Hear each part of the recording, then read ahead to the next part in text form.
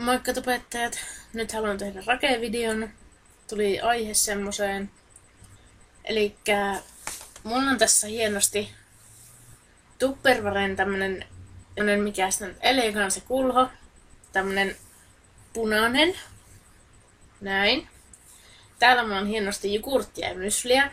Kyllä, syön jogurttia ja mysliä, koska kuitua ja kalsiumia ja kaikkea. Joku eilee tuolla vitumaisella poppiautoilla tuolla pihalla. Ja kyllä, syön sitä haarukalla. En jaksanut tiskata. Rakemisen aihe tuli tähän tänään. Kävin vittu K-kaupassa. Menin ostamaan jogurttia. Mitä mun silmät näkee siellä? Kilon jogurttipurkkeja. Joka ikisessä purkissa lukee jotain erikoista, eli 30% vähemmän lisättyä sokeria ja tämä on light-tuote ja tämä on sitä ja tämä on tätä ja siis miksi ei suomalaiset voisi saada sinne maitotaloushyllylle niin kuin sitä tuotetta itsessään, koska on tutkittu jossain, tai ainakin niin muistelisin, että miksei sitä voi niin kuin, sitä tuotetta olla vaan niin kuin omana ittenäisellä hyllyllä, koska nämä light-tuotteet, painotan sanaa light, ne tuotteet ei ole niin kuin mitenkään mitään terveellisiä, koska niihin lisätään kaikkea asesulfaamia, aspartaamia, kaikkea mahdollista. Sitten on näitä vähemmän lisättyä sokeria hommia kanssa. Eli koska kyllä ihmisenkin pitää saada sokeria, koska sokeri on sellainen nopea hiilihydraatti ja sitä tarvii esim. Urheilijat. Ja siis mä en tiedä, että mitä hitsin järkeä siinä on. Koska otetaan nyt esimerkiksi tämä Valion lisäainekohu. Esimerkiksi. Mä en tiedä tietääkö tästä kuin moni, mutta ainakin niin kun Valion Facebook-sivulla tästä raketaan ihan kunnolla. Että kun Venäjällä saadaan niin kun lisäaineettomia jogurtteja, maitoja ja kaikkea, niin Suomessa sitten kuitenkin on lisäaineellista kaikkea maitotuotetta. Siitä ruvettiin sitten valittamaan, että miksi ei meilläkin Suomessa on niitä lisäaineettomia, koska Venäjäkin saa. Ja Venäjä on niin kuin varmaan oikeasti niin kuin 10 miljoonaa kertaa suurempi maa, mitä Suomi. Ajatteleeko niin kuin Valio sitä, että kun Suomessa ei ole niin paljon kulutusta suhteessa Venäjään, että ensiksi piti toteuttaa tämä Venäjän tämä maitosysteemi tai maitotaloustuotesysteemi ja näin. Mutta toivoisin tosiaan, että Valio ja muut tuottajat niin tekisivät sitä tuotetta itsessään eikä lisäisi siihen mitään kakkaa.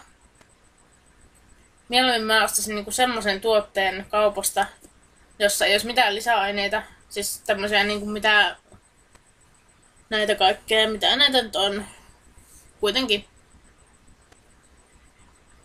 Niin kuin näitä asesulfaamia, aspartaamia ja kaikkea muuta mahdollista.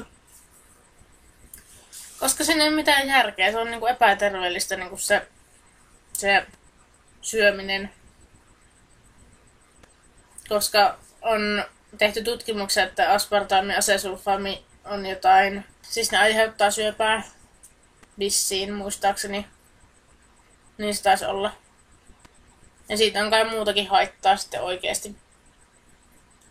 Että miksei sitä voi niinku tehdä sillä tavalla, mitä on niinku oikeesti. Jos sulla on jogurtti, niin siihen tulee se hapate. Ja sitten maitoa. Ja sitten kai joku maku. Tai tässä tapauksessa varmaan niinku tämmönen keinotekoinen mauste, tai mitä näitä nyt on, aromi siis.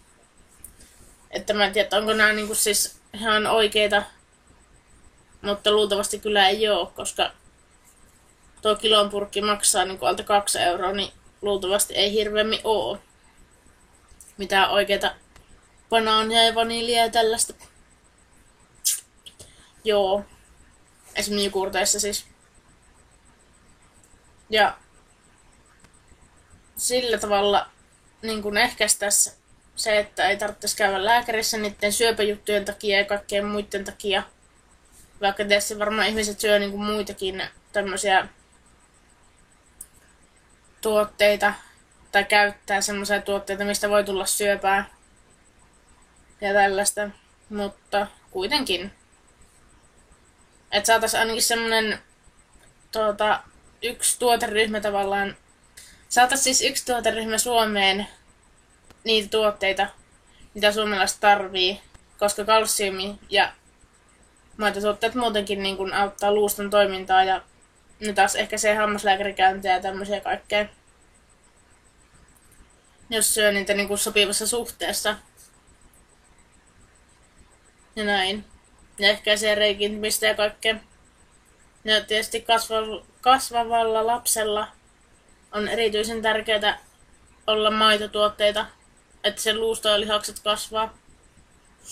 Ja näin. Mutta mulla ei ollut muuta rakemisen aihetta tällä kertaa.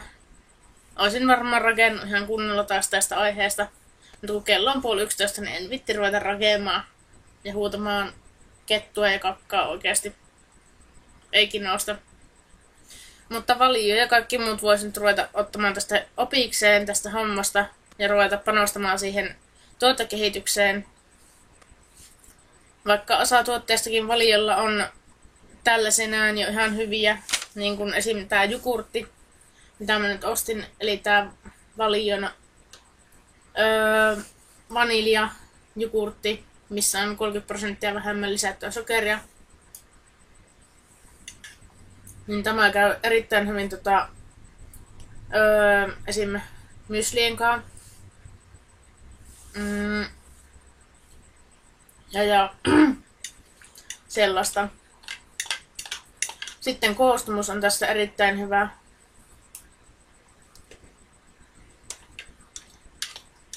Ei ole liian semmonen vetelä, eikä ole semmonen.